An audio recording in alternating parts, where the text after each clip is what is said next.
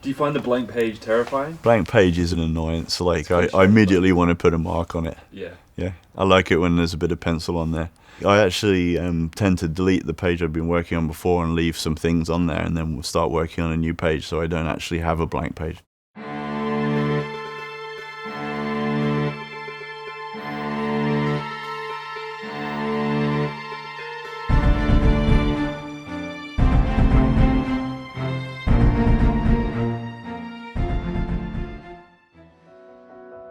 We found some really interesting correspondence between a few guys who served through World War I, talking about this third person, this man who's this sort of hairy man who was kind of brutally strong and served under the Queen and did various things.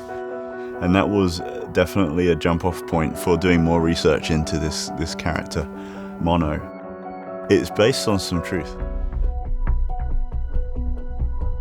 A lot of the questions in Mono's story are about how he fits with mankind.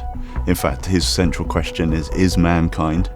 Like, so he's always weighing up, like, does he want to be part of man? Or does he want to remain with the beasts and the animals and nature? You see any of yourself in Mono? Oh yeah. I really, really wish I could rip someone's arms out of their sockets and bash them over the head with their, especially when I'm in meetings. It's hard to get reference for Mono because there aren't many ape men around, but Josh is pretty Neanderthal. I work with Josh, and no, he's got a good, solid, like, athletic body, and he's a good reference for Mono.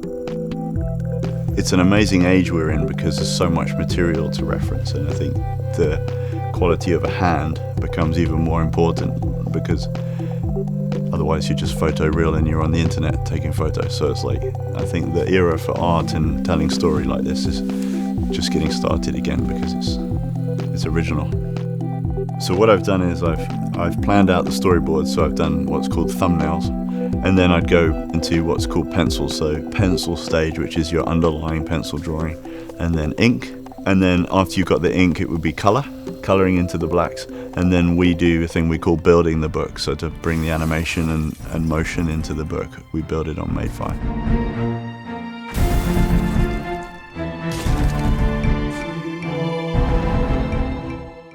The ink of Mono on the scene I sent, the blacks are meant to be black, not a really dark grey.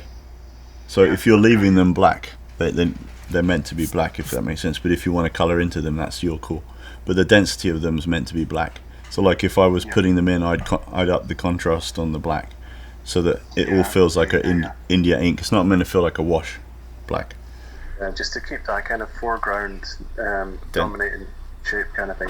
Yeah, that's what I'm trying to say. It's not meant to be a washy black. It could be a broken up black, but not a tone. Yeah, no, that's cool though. No, I know. The cool thing about comics is if you have a pencil and a piece of paper, you can do it. You don't need anything else. The challenge is getting that story found. With Mono, the story I love telling is he's man and beast, and so he really personifies this kind of tension between mankind and the planet and nature. And now it's in the digital realm, it can travel anywhere and be found by anyone.